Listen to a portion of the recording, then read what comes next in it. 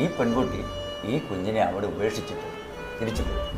ആ കുഞ്ഞിനെ അതിൻ്റെ അമ്മയും സ്വീകരിച്ചില്ല, അവന് ജന്മം നൽകിയ അച്ഛനും സ്വീകരിച്ചില്ല.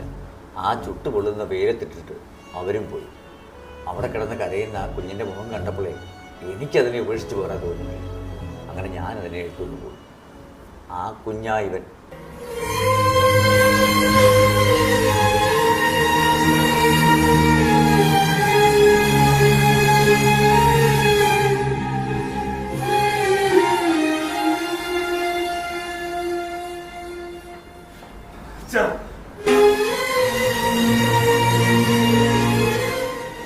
എനിക്കൊന്നും അറിയത്തില്ലായിരുന്നു അച്ഛ.